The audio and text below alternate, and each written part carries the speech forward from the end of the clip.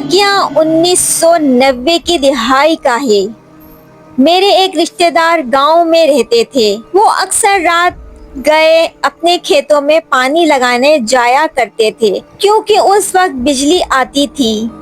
ایک رات وہ اکیلے کھیتوں میں گئے۔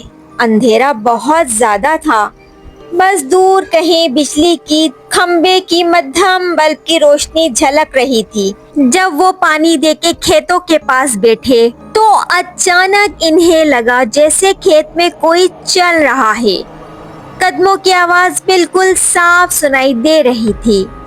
انہوں نے ٹارچ جلائی لیکن وہاں کوئی نہ تھا۔ دل میں خوف آیا لیکن حوصلہ کر کے کام کرتے رہے۔ کچھ دیر بعد اچانک پیچھے سے کسی عورت کے ہنسنے کی آواز آئی۔ وہ ٹھٹک گئے، مڑ کے دیکھا تو کھیت کے پیچھے ایک عورت سفید کپڑوں میں کھڑی تھی۔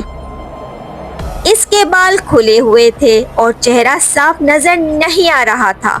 وہ عورت آہستہ آہستہ ان کی طرف بڑھنے لگی۔ میرے رشتہ دار کے قدم جیسے زمین میں دھنسنے لگے۔ انہوں نے کلمہ پڑھنا شروع کر دیا اور آیت الکرسی کا ورد کرنا شروع کر دیا۔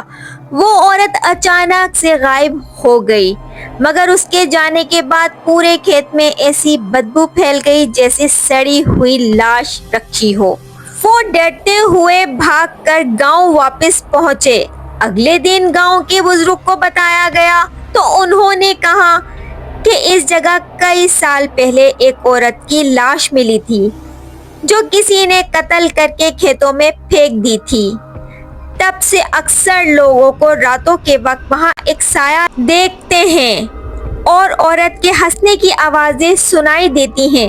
یہ واقعہ آج بھی میرے رشتہ دار بیان کرتے ہیں تو ان کی آواز کانپنے لگتی ہے۔ وہ کبھی دوبارہ اکیلے رات کو کھیت میں نہیں گئے۔ یہ بالکل سچا واقعہ ہے جو ان کے ساتھ کھیت میں پیش آیا، اور وہ آج بھی بہت خوف زدہ ہوتے ہیں یہ سوچ کر